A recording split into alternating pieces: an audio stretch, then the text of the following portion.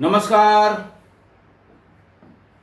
आज मैं फिर आपके सामने अपराध की एक और घटना लेकर आया।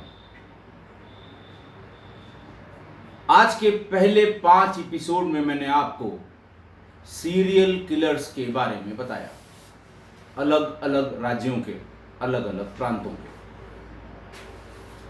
कल का जो वाकया था वो जरूर 2007-2008 के बीच का था। इसके पहले के सभी वाकये 2002 और 2004 के बीच के थे। आज का भी जो वाकया है वो भी 2007, 6 और 7 के बीच का है। 19 अक्टूबर 1999 को बेंगलोर के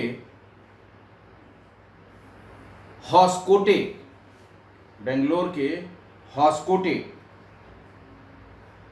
कर्नाटका राज्य के हॉस्कोटे के एक मंदिर में पुलिस को ये सूचना मिली कि एक महिला जो मंदिर में जाते समय जो कपड़े, जो अटायर पहना जाता है, वहाँ साउथ में बहुत मंदिरों की संख्या भी बहुत है और वहाँ पर जो भी जिस धर्म के धर्मावलंबी हैं वो पूरा सज धज के अपने रिचुअल्स के लिए मंदिर में जाते हैं। और महिलाएं खासकर, उनके बालों में फूल जो होते हैं वो जरूर लगे होते हैं, गहने पहने होते हैं। ऐसी ही एक महिला की सूचना ये मिली कि मंदिर के बाहर सीढ़ियों पर वो गिरी पड़ी है और संभवतः उसकी मृत्यु हो गई है। पुलिस आई, उसने वहां पहले पूछा कि इस महिला के साथ कोई आया था, कोई परिवार का व्यक्ति। कुछ नहीं पता लगा। पुलिस ने शव का पंचायतनामा किया और पोस्टमार्टम के लिए भेज दिया। पोस्टमार्टम रिपोर्ट भी अगले दिन यानी 20 अक्टूबर 1999 को आ गई। पोस्टमार्टम रिपोर्ट में कोई एक्सटर्नल इंजरी का जिक्र नहीं था। ओपिनियन में डॉक्टर ने लिखा था, cause of death could not be ascertained, hence viscera preserve.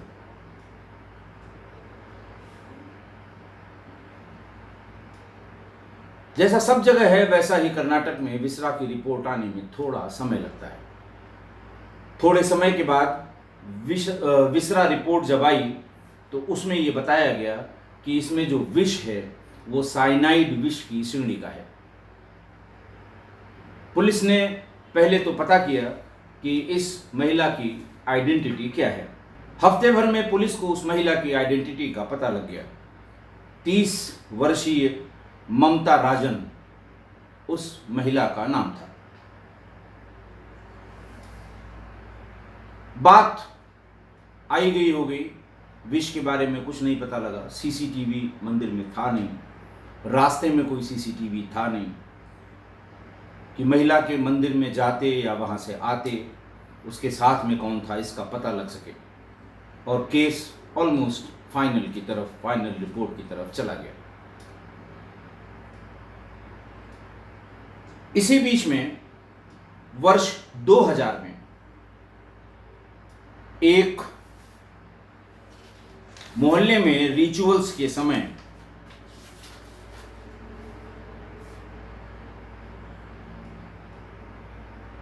जो महिला रिचुअल्स कराने आई थी, कोई पूजा पाठ जैसी कोई बात, तो बेंगलोर के बिडाली पुलिस को ये सूचना आई कि हमारे घर में पूजा पाठ करने के लिए जो महिला आई थी उसने गहनों की चोरी की है, घर के वैल्यूएबल्स की चोरी की है।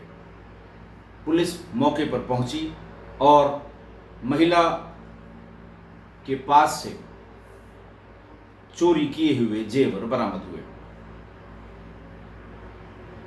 ट्रायल हुआ और महिला को 6 माह की सजा हो गई।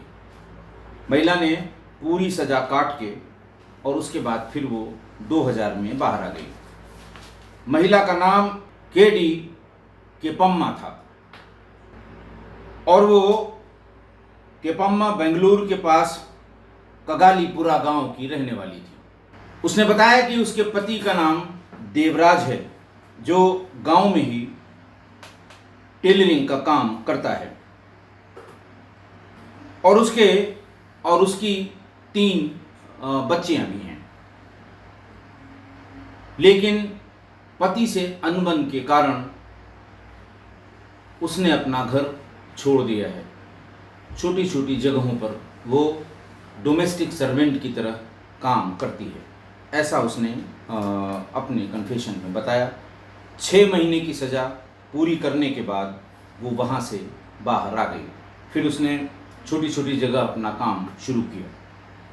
यहाँ ये बात गौर करने की है कि 1999 में 19 अक्टूबर 1999 को जिस महिला ममता राजन की बॉडी टेम्पल में मिली थी, उसको कोरिलेट करने का इससे या उससे आगे बढ़ाने का कोई काम स्थानीय पुलिस ने नहीं किया। 2007 तक सब चीजें सामान्य रूप से चलती रहीं। 2007 में 10 अक्टूबर 2007 को एलिजाबेथ नाम की एक 52 वर्षीय महिला जो सतनूर की रहने वाली थी, उसका भी शव कबालम्मा मंदिर में उसका भी शव ठीक उसी तरह पाया गया जैसा ममता राजन का पाया गया था। चूंकि बेंगलोर की ही बात थी, इसलिए पुलिस ने इसको कोरिलेट किया। पोस्टमार्टम के लिए बॉडी भेजी गई। वही रिजल्ट आया, cause of death could not B ascertain, hence viscera preserve.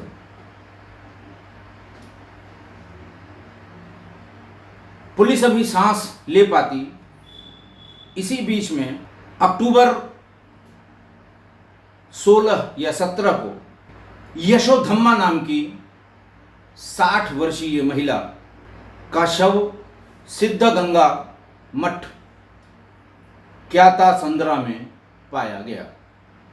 Siddaganga मठ क्यातासंद्रा में 60 वर्षीय महिला यशोधम्मा का शव मिल गया, ठीक उसी तरह मंदिर के भीतर जैसे एलिजाबेथ और ममता राजन का पाया गया था। पुलिस के अब कान खड़े हुए। पुलिस ने जल्दी जल्दी जो विसरा था उसकी जांच का प्रयास कराया, उसकी प्रायोरिटी फिक्स कराई और उसकी भी जांच रिपोर्ट आ गई। उस जांच में भी मृत्यु का कारण साइनाइड नामक विष का विसरा में पाया जाना बताया गया। फिर पुलिस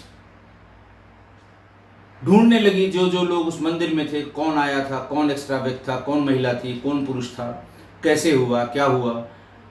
एक सिमिलरिटी और इन तीनों शव में ये पाई गई कि सामान्य रूप से जो महिलाएं मंदिरों में पूजा पाठ के लिए जाती हैं वो गहने पूरा पहनती हैं, लेकिन इन तीनों के शव पर किसी तरह का कोई गहना नहीं था। यानी मृत्यु के बाद इनके गहने इनके शरीर से निकाल लिए गए थे। नवंबर का महीना सिर्फ बीत पाया और पुलिस इन तीनों में सिमिलरिटी ढूंढ रही थी, लोगों के बयान ले रही थी, कोशिश कर रही थी ये जानने की कि ये कौन हो सकते हैं। तब तक दिसंबर 2007 को मुनियम्मा, ये भी 60 वर्ष की महिला थी, उसका शव यदियूर सिद्धलिंगेश्वर टेम्पल में या मंदिर में पाया गया। यदियूर सिद्धालिंगेश्वर टेम्पल में। मैं शायद उच्चारण बहुत साफ नहीं कर पा रहा हूँ इसका, लेकिन जो कर्नाटक के रहने वाले लोग हैं वो इसको सही उच्चारण भी करेंगे और उसको समझ जाएंगे कि किस मंदिर की बात है। उसका भी जब शव पंचायतनामा के बाद पोस्टमार्टम के लिए गया, उसमें भी वही cause of death could not B ascertain, viscera preserved. Police ने विसरा रिपोर्ट मंगाने की और जल्दी की। थोड़े ही दिनों में उसको विसरा रिपोर्ट मिल गई और इस महिला की भी मृत्यु साइनाइड नामक विष के खाने से हुई थी। इस घटना के 4 दिन बाद पिल्लम्मा, ये भी महिला लगभग 60 वर्ष की थी और उसको मद्दूर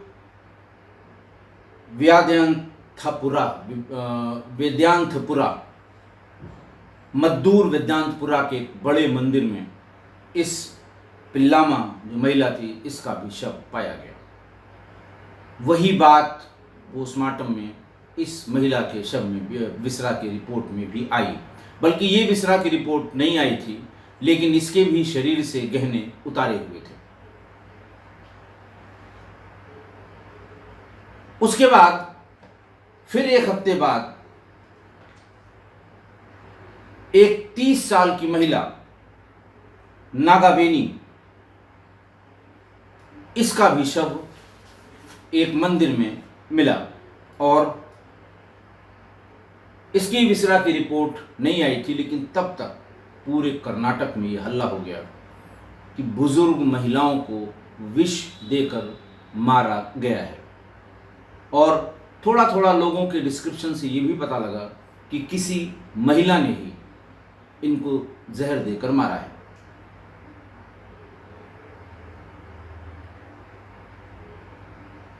मौके की जांच पड़ताल तीसरे, चौथे और 5वें शव में पुलिस ने ज़्यादा करीने से की, तो ये पता लगा कि किसी के प्रसाद में ये विष पड़ा हुआ था और किसी को पीने वाले प्रसाद, जो पानी में डाल के जल पीने के लिए दिया जाता है, उसमें ये साइनाइड मिला हुआ था। सारी फॉरेंसिक रिपोर्ट्स इन सभी की तैयार की गई और महिला की तलाश शुरू हुई। एक रफ स्केच बनवाया गया। बेंगलोर और चेन्नई के मंदिरों में जहाँ जहाँ ये घटनाएं हुई थी,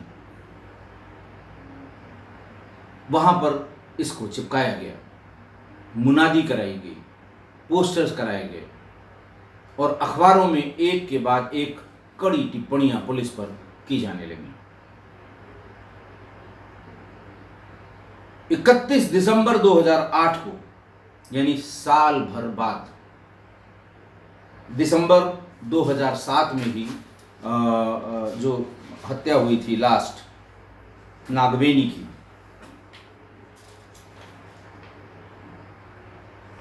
उसके साल भर बाद यानी 31 दिसंबर 2008 को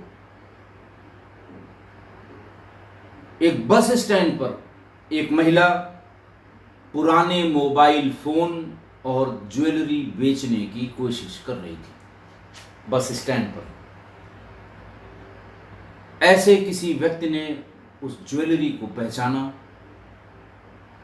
जो उसके मां की थी। उसने वहीं से पुलिस को फोन किया कि एक महिला बस स्टैंड पर पुराने मोबाइल फोन और जेवरात बेचने की कोशिश कर रही है। पुलिस ने उसको अरेस्ट किया महिला पुलिस के माध्यम से और थाने पर ले गई। कड़ी पूछताछ के बाद उसने सारी बात बता दी और 7 हत्याओं के बारे में जिसकी एफआईआर लिखी हुई थी, जिसके बारे में पुलिस को पता था, वो एक एक करके उसने बता दिया। उससे कारण पूछा गया तो उसने कहा कि पहले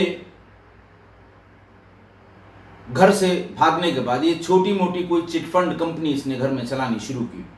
उसमें बहुत बड़ा नुकसान हो गया, पति से झगड़ा हुआ और ये घर छोड़कर भाग गई। अपने पति और 3 बच्चों को छोड़कर इसने घर छोड़ दिया।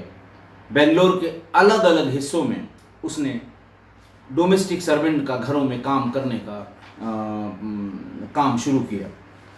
उसके बाद ज़्यादातर जगहों में ये घर का कुछ न कुछ सामान चुरा कर भाग जाती थी और अपना नाम बदल लेती थी। अगली जगह वो फिर उसी काम में, उसी डोमेस्टिक उसके काम में लग जाती थी। अंत में ये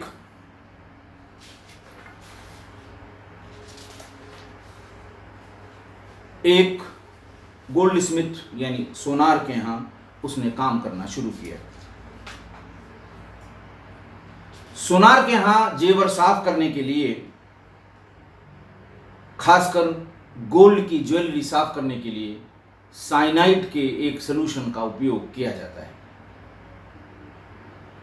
उसने टीवी में सीरियल्स और फिल्मों के माध्यम से साइनाइड के बारे में जानकारी इकट्ठा कर ली, यह जानकारी थी उसे, और वो साइनाइड सॉल्यूशन जिससे गोल्ड के ऑर्नामेंट साफ किए जाते थे, उसने थोड़ा थोड़ा करके उसे घर ले जाकर शीशी में इकट्ठा कर लिया।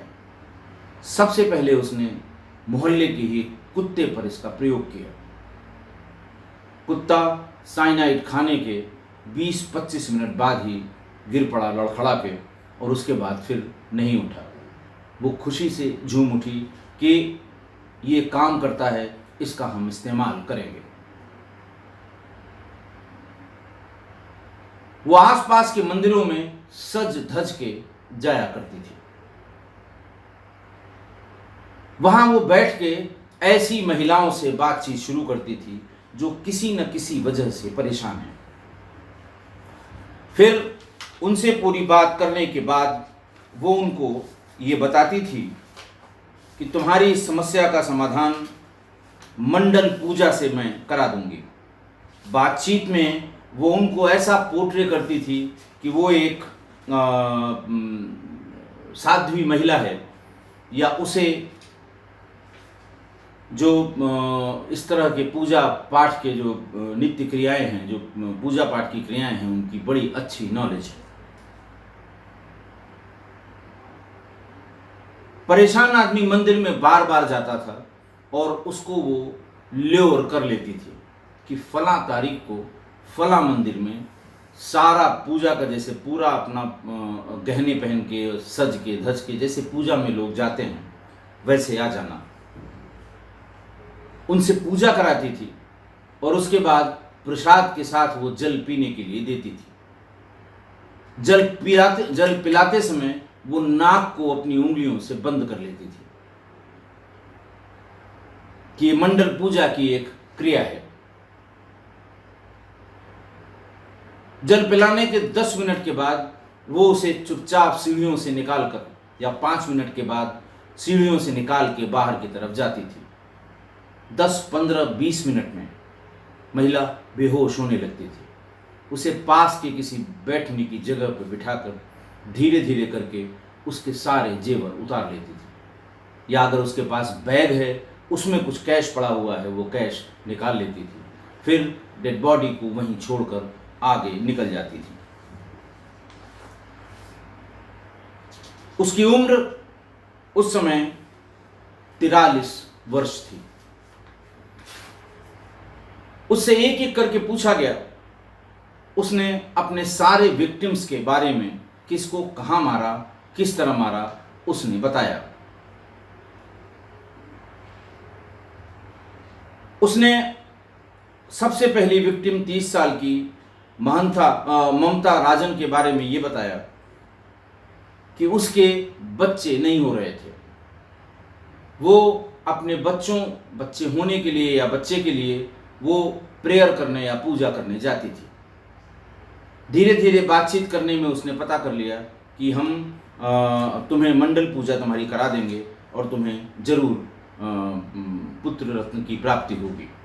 फिर उसे उसी मंदिर में बुलाया और हुसकोटे के मंदिर में बुलाया और वहाँ उसे प्रसाद में जहर ये साइनाइड खिलाकर और उसके बाद छोड़कर चली आई। ये पहला वाकया था जब पुलिस को ये पता लगा था कि इसमें साइनाइड का प्रयोग किया गया है। दूसरे प्रयोग के समय जब वो दूसरी महिला ने उसे अपने घर पर ये पूजा परफॉर्म करने के लिए कही और जब उसने घर के कुछ जेवरात चोरी कर लिए तो 2000 में पुलिस ने पकड़ लिया। ट्रायल हुआ, जेल में रही, काफ़ी दिनों जेल में रही और ट्रायल के बाद फिर 5 महीने की सज़ा, 6 महीने की सज़ा इसे सुनाई गई। 6 महीने की सज़ा भुगत कर ये बाहर आ गई। इस पूरी प्रोसेस में 3-4 साल लग गए। फिर 2007 में इसने 10 अक्टूबर से 18 दिसंबर के बीच 5 और महिलाओं की हत्या कर दी। जेल से छूटने के बाद, अपना पूरा सेंटेंस पूरा करने के बाद, पहली हत्या जैसा मैंने आपने बताया एलिजाबेथ की थी, जिसकी उम्र 52 साल थी। यह सतनपुर की रहने वाली थी। उसको ये कष्ट था कि उसकी ग्रैंड डॉटर गायब हो गई थी, मिसिंग थी, जो मिल नहीं रही थी। वो बार बार मंदिर में ये प्रे करने के लिए या पूजा करने के लिए या ईश्वर से मांगने के लिए जाती थी कि मेरी ग्रैंड डॉटर, मेरी नतनी मिल जाए। रोज रोज जाते जाते केडी केम्पम्मा इसने उसको ल्योर किया और ये कहा कि कबालम्मा मंदिर में तुम तैयार होकर फला तारीख को आना, मैं पूजा करा दूंगी, तुम्हारी बच्ची मिल जाएगी। और वहीं पर उसे वो साइनाइड का जल पिलाकर उसकी हत्या कर दी और उसका सारा गहना और सामान लेकर चली गई। अगला उसने 4 ही 5 दिन बाद, जैसा मैंने बताया, यशोधम्मा जिसकी उम्र 60 साल थी, उसको सिद्धगंगा मठ क्याता संद्रा में दिसंबर 2007 को इसी तरह से विष पिला दिया। वो महिला अस्थमा से पीड़ित थी। अस्थमा से होने वाली परेशानी से परेशान होकर घर वाले उसकी उतनी मदद नहीं कर पा रहे थे। केम्पम्मा ने उसको ये बताया कि बहुत आसान है, इसकी हम पूजा कर देंगे और तुम्हारा अस्थमा ठीक हो जाएगा। वो बेचारी अपना पूरा गहना और सब पूजा का सामान सब लेकर आई। उसको प्रसाद में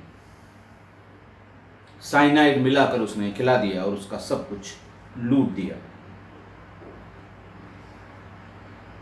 इसके 4 ही 5 दिन बाद फिर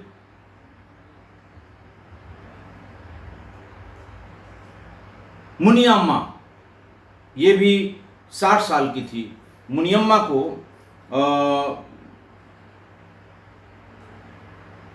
भी इसी तरह से उसने यादयूर सिद्धलिंगेश्वर टेम्पल में मार दिया। उसके साथ ये दिक्कत थी कि उसे सिद्धि प्राप्त करनी थी, ऐसी सिद्धि जिससे हम जिसको छू लें। ये वहाँ के हो सकता है स्थानीय जो किताबें इस तरह की मिलती हैं जिसमें किंवदंतियाँ होती हैं, उसमें लिखा होगा कि फलां को ये सिद्धि प्राप्त थी, जिसको छू ले उसकी बीमारियाँ दूर हो जाती थी। केडी केम्पम्मा ने उसको ये बताया कि मैं ये मंडल पूजा करा दूंगी तो तुम्हें ये सारी सिद्धियां प्राप्त हो जाएंगी। और मुनियम्मा को उसने इसी तरह जहर देकर मार दिया।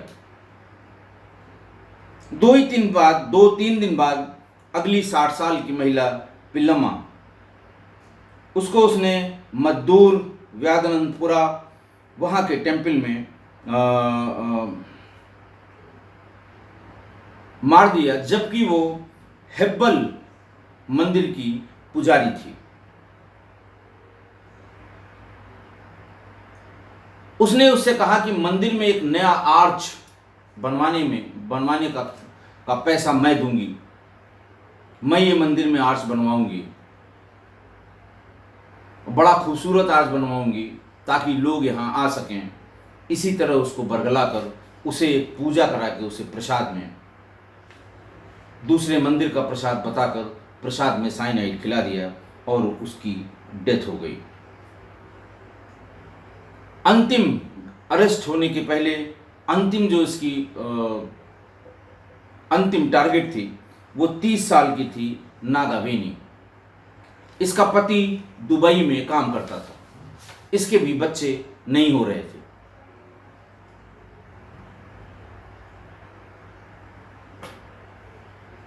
उसको इस प्रीटेक्स्ट पे कि मंडल पूजा कराने के बाद तुम्हें पुत्र रत्न की प्राप्त होगी, ऐसा कह के उसने वो प्रसाद खिलाया, सारा जेवर उसका लूट कर चली गई।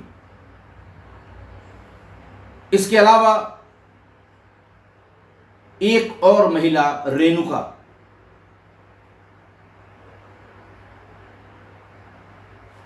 उसकी भी डेड बॉडी इसी तरह से मिली थी, लेकिन पुलिस ने उसमें फाइनल रिपोर्ट लगा दी। हालांकि जो प्रोफाइल डेड बॉडी मिलने के बाद उसके घर वालों ने बताया था वो पूरी तरह से किम्पम्मा से मिलता था। 22 साल की रेणुका की उसने हत्या कर दी थी। रेणुका अपने बहन के यहाँ रहा करती थी। उसके पति ने, जो बाहर कहीं रह के नौकरी करता था, उसने पुलिस को लिखाया था कि 7 दिसंबर 2006 से वो गायब है। आने पर पता लगा कि उसने लिखाया था 29 दिसंबर से, आने पर पता लगा कि वो 7 दिसंबर से गायब है। इसके अलावा 5 और अन्य गिरफ्तारी के बाद जब इसने ये सब बताया, उसके बाद इसे साइनाइड मल्लिका के नाम से पुलिस भी, पब्लिक भी, अखबार भी और टीवी भी साइनाइड मल्लिका के नाम से बुलाने लगी। और ये साइनाइड मल्लिका के नाम से ही आपको सारे सोशल मीडिया पर मिल जाएगा।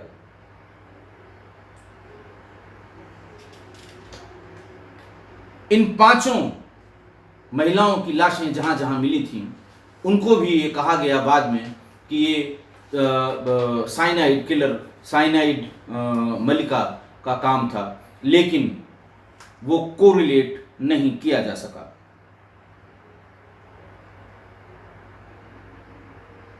– 2008 में पकड़े जाने के बाद कुल 7 मर्डर्स, जिसकी एफआईआर बॉडी मिलने के तुरंत बाद लिखाई गई थी, जिसमें साइनाइड यानी विष पाया गया था, उस 7 मर्डर्स पे ट्रायल शुरू हुआ।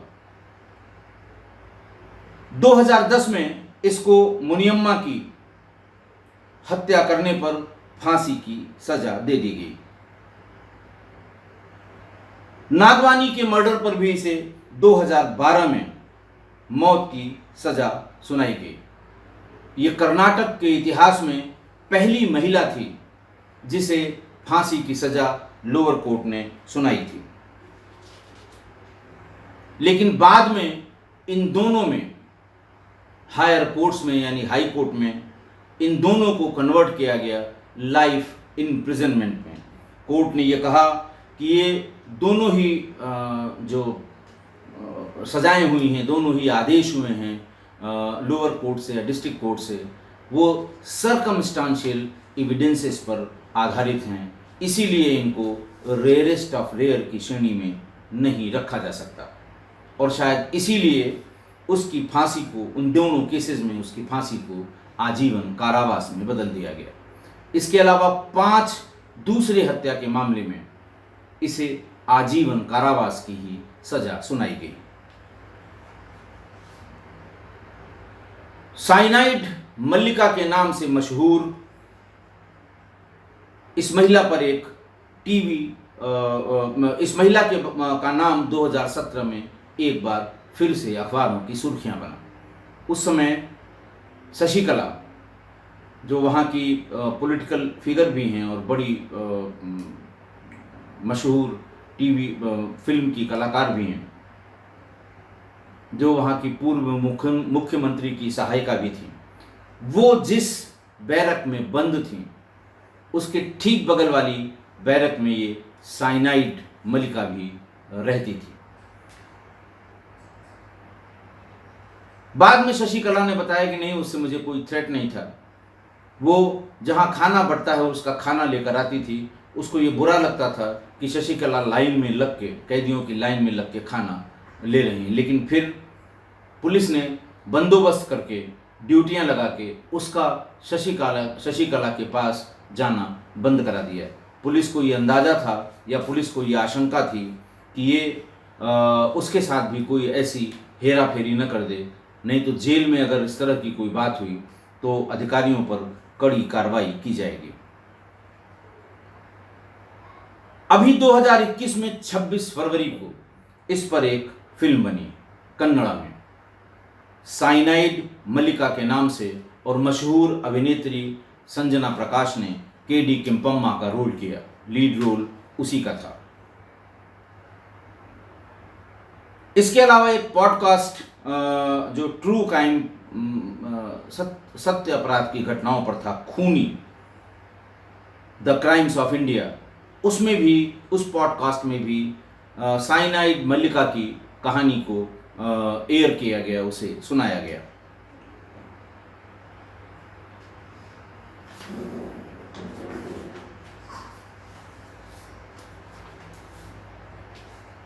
साइनाइड मल्लिका के बारे में उसको चूंकि वो पहली महिला अपराधी थी जिसे दो मामलों में फांसी की सजा हुई थी, कर्नाटक में कम से कम, उस पर बहुत से लोगों ने उसकी साइको एनालिसिस की कि आखिरकार क्या था इसका रीज़न, क्यों ऐसा, जबकि भारत में महिला सीरियल किलर्स की कहानियाँ बहुत कम हैं। महिला सीरियल किलर्स के बारे में बहुत कम लोग जानते हैं। डॉक्टर रजनी जो जेल विभाग की साइकेट्रिस्ट हैं, मनोवैज्ञानिक हैं कर्नाटक राज्य की, उन्होंने एक ऑब्जर्वेशन इसी को दृष्टिगत रखते हुए साइनाइड किलर को ये कहा कि most women who commit murder in India have been married before the age of 18। यानी ज़्यादातर ऐसी महिलाएं जो हत्या के अपराध में पकड़ी जाती हैं, वो उनकी शादी 18 वर्ष से कम उम्र में कर दी जाती है और फिर उनके साथ खराब वैवाहिक संबंध, जो सेक्सुअल एब्यूजेस हैं, वायलेंस और पावर्टी के, गरीबी के कारण उनके अंदर ये हत्या करने की टेंडेंसी बन जाती है। लेकिन साइनाइड मल्लिका ने अपने कन्फेशन में ये बताया कि नहीं, मेरी न तो शादी 18 से कम की उम्र में हुई थी, न मुझे घर में कोई परेशानी थी। मैं घर छोड़ के इसलिए आई क्योंकि चिट फंड जो मैं चला रही थी उसमें इतना हैवी लॉस हुआ कि हम लोगों का सामना नहीं कर पा रहे थे, इसलिए घर छोड़कर भाग गए। दोबारा जाने की कोशिश की, मेरे पति ने मुझे घुसने नहीं दिया कि तुम्हारी वजह से मैं और मेरे बच्चे बहुत परेशान हुए हैं। आज की घटना, लगातार 5 सीरियल किलर्स जो मेल थे, जो पुरुष थे, उनके बाद आज एक महिला सीरियल किलर के बारे में मैंने आपको बताया। बहुत ही प्रसिद्ध साइनाइड मल्लिका के नाम से ये सीरियल किलर थी। महिलाएं सीरियल किलिंग करें, एक के बाद एक करें, तो इसको ये बात गले से उतरती नहीं है। इसीलिए इस पर बहुत ढेर सारी रिसर्च की गई। ऐसी ही एक रिसर्च एक प्रोड्यूसर हैं जिनका नाम है सेलिना सेठ। सेलिना सेठ ने इसकी एनालिसिस की है। उन्होंने ये बताया है कि इस तरह की दो और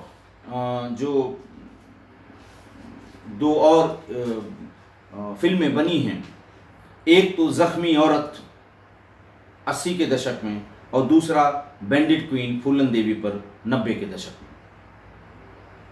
उनको इस तरह से फिल्म में दिखाया गया है कि लोगों की सहानुभूति उनकी तरफ होगी। उनके साथ बहुत अत्याचार हुआ था, उनके साथ क्राइम की किताबों में क्या जो लिखा है वो क्या नहीं हुआ था, और उसके रिवेंज में उन लोगों ने इतनी हत्याएं की। और सिनेमा देखने वालों ने या उस कैरेक्टर में जो ज़्यादा भीतर तक गए, वो उस महिला में देवी और काली का रूप देखने लगे। उनका ये कहना है कि इसीलिए महिला सीरियल किलर्स पर स्टोरी या फिल्म शायद कोई बनाने की हिम्मत कम करता है, क्योंकि अगर मल्लिका के सही साइनाइड मल्लिका के सही कैरेक्टर को या सही बात को दिखाया जाएगा तो सिर्फ वो एक नेगेटिव कैरेक्टर होगा, क्योंकि वो सिर्फ पैसे और गहने के लिए, अच्छी लाइफ जीने के लिए महिलाओं की हत्या करती थी। रिवेंज का कोई एंगल इसमें नहीं था। ट्रायल के दौरान भी जब इस 8 हत्याओं का ट्रायल हुआ था, तब भी इसको साइनाइड मल्लिका के नाम से ही अदालतों में और अखबारों में बताया जाता था। इसके अलावा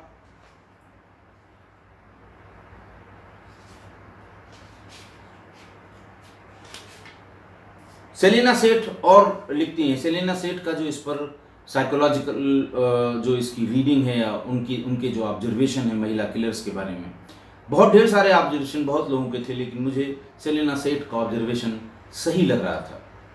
उनकी जो रीडिंग है महिला साइको किलर्स के बारे में, वो मुझे थोड़ा बहुत ऐसा लग रहा था कि वो उनकी जो सोच है वो सही दिशा में है। उन्होंने इसमें ये भी लिखा है कि अनुराग कश्यप के रमन राघव 2 जो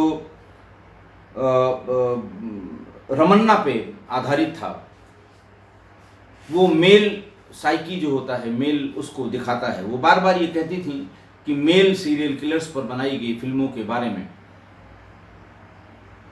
लोग उसे देखना चाहते हैं, उसको एंजॉय करते हैं, वो लाइकेबल कैरेक्टर माना जाता है।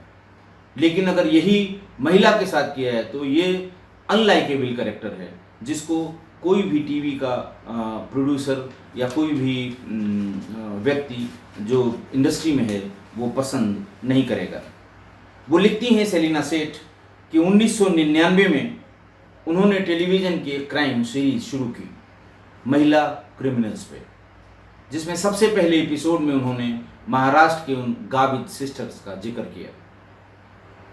मैंने देश की 4 सबसे खूंखार महिलाओं पर जो एक एपिसोड किया था, उसमें इन गावित सिस्टर्स का जिक्र है, जो 1 साल से 4 साल के बच्चों को कहीं से भी उठा लेती थी, भीख मांगने में उनका उपयोग करती थी, और जैसे ही वो भारी हो जाता था, गोद में उठाने लायक उसका वजन नहीं रह जाता था, उन्हें कहीं भी पटक के मार देती थी। ऐसी ही 12 हत्याओं में उनको सजा दी थी, और कोल्हापुर की कोर्ट में ये सजा मिली थी। वहाँ के डिस्ट्रिक्ट जज ने लिखा था कि ये मोस्ट हीनियस क्राइम है, और ये भी ऑब्जर्वेशन था कि बहनों को किसी बच्चे की किलिंग को वो एंजॉय करती थी, इसलिए उनको रेयरेस्ट ऑफ रेयर क्राइम में गिना गया था। डिस्ट्रिक्ट जज ने अपने जजमेंट में ये भी लिखा है कि महिलाओं का जो नेचुरल इंस्टिंक्ट होता है बच्चों को पालने पोसने का, महिलाओं का किसी भी पक्षी में नेचुरल इंस्टिंक्ट है कि जो बहुत छोटा बच्चा है वो कैसे बड़ा हो, अगर वो रोता है तो उसको दूध पिलाना, मतलब उसके पालने पोसने का जो इंस्टिंक्ट होता है वो बिल्कुल नेचुरल होता है, लेकिन उनका व्यवहार इसके ठीक विपरीत था, ऐसा उन्होंने बताया है। इसके अलावा उन्होंने कई एक कैरेक्टर्स अपने इस रिसर्च पेपर में लिखे हैं, जिसमें उन्होंने चार्लिस थेरॉन,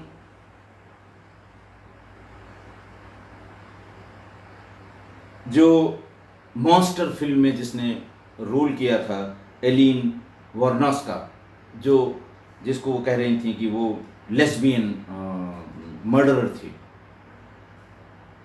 उस पर आधारित था। और ये भी बताया कि उसके इस अपराध पर उसे फ्लोरिडा के स्टेट प्रिजन में 2002 में जहर का इंजेक्शन देकर फांसी की या मौत की सजा सुनाई गई थी। फिर उनका कहना है सेलिना सेठ का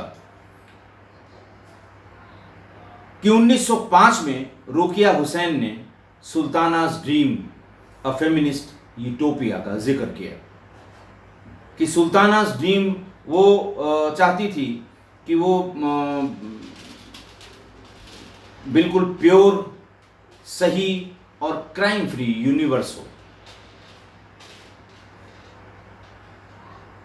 और उनके इस सपने में या उनके ये ड्रीम में साइनाइड मलिका जैसी महिलाओं का कोई स्थान नहीं था। लेकिन ये ट्रू कैरेक्टर्स हैं, गाविद सिस्टर्स भी और साइनाइड मलिका भी, यानी ये हैं और सोसाइटी में हैं। इनके माइंडसेट को पढ़ना बहुत मुश्किल काम है। मेल सीरियल किलर्स के माइंडसेट को तो आप किसी भी तरह से एनालाइज करके पढ़ सकते हैं। किसी के साथ बचपन में कोई घटना हुई, किसी के साथ कोई दूसरी घटना हुई, किसी को नींद नहीं आने पे मर्डर करने की आदत सी पड़ गई। लेकिन साइनाइड किलर्स, साइनाइड मलिका और गावित सिस्टर्स में इस तरह की कोई बात उनके जीवन काल में नहीं पता लगी। ये कह सकते हैं कि उनका इंस्टिंक्ट ही है, किलिंग इंस्टिंक्ट्स किसी किसी महिला में अगर आ जाए तो वो कितना खतरनाक हो जाती है।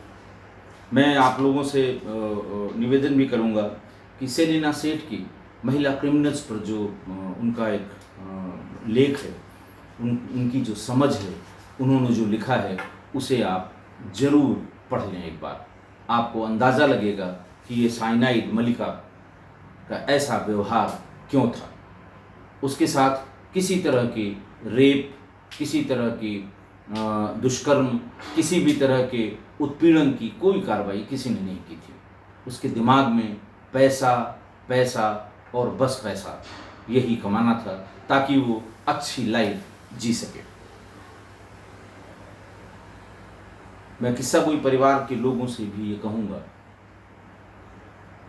कि इस तरह की महिलाएं जो पूजा पाठ का बहाना लेकर, महिलाएं हो या पुरुष हो, आपको एकांत में किसी धार्मिक स्थान पे बुलाएं, अकेले कभी न जाएं। इन सारी घटनाओं में ये साइनाइड मलिका सक्सेसफुल इसलिए हुई कि उसने साइकोलॉजिकली डराकर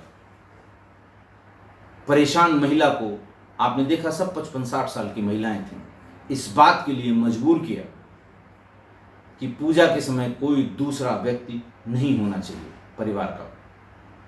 पूजा हो जाएगी, आपकी समस्या का समाधान हो जाएगा। पूजा के लिए जो पूजा में पहने जाने वाले नए कपड़े, जेवर, ये सब पहनकर आना अनिवार्य है। किसी ने भी इसका विरोध नहीं किया और सब महिलाएं मारी गईं। तो एक सबक तो ये साइनाइड किलर का ये व्यवहार दे ही जाता है कि किसी के कहने पे, किसी भी धार्मिक कारण से कोई डरा दे, धमका दे कि आप फलां जगह अकेले जाइए, नींबू काट के चले आइए। महिलाओं से कहे कि आप फलां जगह चले जाइए, उस पेड़ के नीचे बैठी रहिए, आपको कोई फल बता देंगे, ये गिरेगा, उसका वेट करते रहिए। मत जाइए अकेले कभी, कोई ज़रूरत नहीं अकेले जाने की। अगर उनमें ऐसी शक्तियाँ होती तो वो अपने रोजगार या लालच के लिए आपको इस तरह का ज्ञान न देती कि चलिए हम पूजा करा देंगे।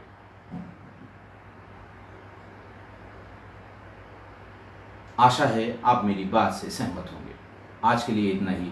बहुत बहुत धन्यवाद।